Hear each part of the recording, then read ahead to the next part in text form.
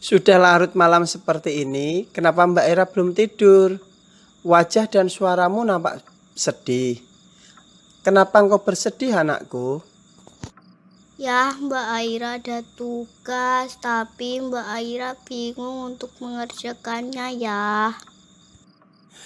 Tugas apa, Mbak? Kalau ayah tahu, insya Allah ayah akan membantumu.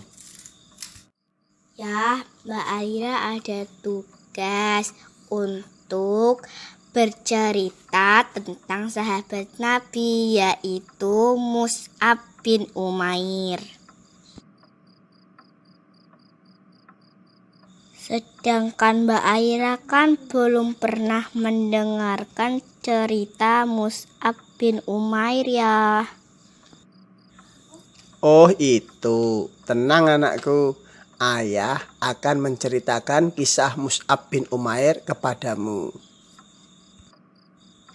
Benar ya, ayah tahu tentang cerita Mus'ab bin Umair.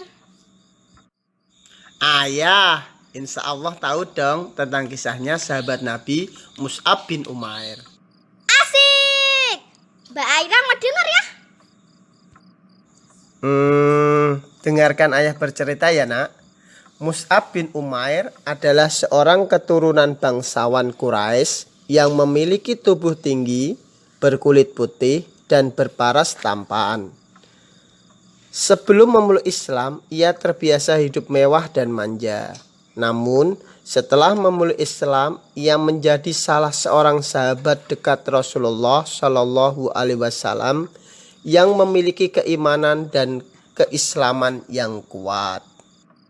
Keislaman Mus'ab bin Umair diawali saat ia mengikuti ceramah Rasulullah Shallallahu Alaihi Wasallam. Saat itu ia mendengar lantunan ayat-ayat Al-Quran yang dibacakan oleh Rasulullah. Hatinya terasa tenang saat mendengar lantunan ayat-ayat Al-Quran dan menjadi jalan hidayah Allah Subhanahu wa Ta'ala kepadanya. Mengetahui keislaman Mus'ab, ibunya sangat marah. Bahkan ia tega mengurung anak lelakinya itu di sebuah tempat terpencil. Mus'ab kemudian diusir dan tidak lagi dianggap sebagai anak kandung oleh ibunya. Hidup Mus'ab yang awalnya berlimpah harta dan kenyamanan, kini tidak lagi bisa ia nikmati. Ya, terus Mus'ab bin Umair kemana ya? Mus'ab tidak bersedih dan putus asa. Ia lebih memilih hidup miskin dan sengsara demi cintanya kepada Allah Subhanahu wa Ta'ala. Justru hilangnya kemewahan dunia pada dirinya itu membuatnya lebih rajin beribadah kepada Allah Subhanahu wa Ta'ala. Suatu hari Rasulullah Shallallahu Alaihi Wasallam mengutus Mus'ab bin Umair untuk menjadi duta atau perwakilan pertama Rasulullah Shallallahu Alaihi Wasallam dalam berdakwah di kota Madinah. Dengan sifat sederhana, jujur, dan kesungguhan hatinya, ia berhasil melunakkan dan menarik hati penduduk Madinah. Mereka pun berlomba-lomba memeluk agama Islam. Ya, apakah Mus'ab bin Umair pernah berjuang bersama Rasulullah ya? Oh iya anakku, Mus'ab bin Umair pernah bertempur dengan kaum kafir Quraisy bersama Rasulullah Shallallahu Alaihi Wasallam di perang Uhud.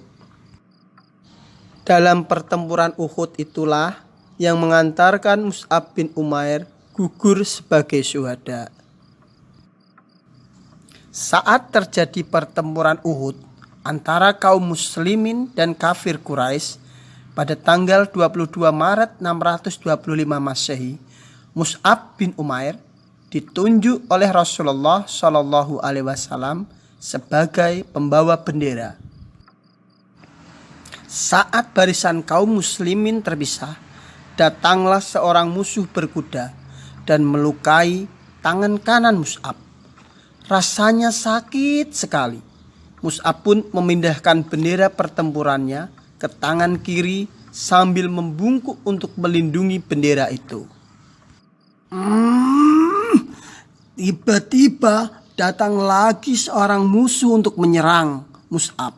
Kini tangan kirinya yang terluka, Mus'ab tak menyerah.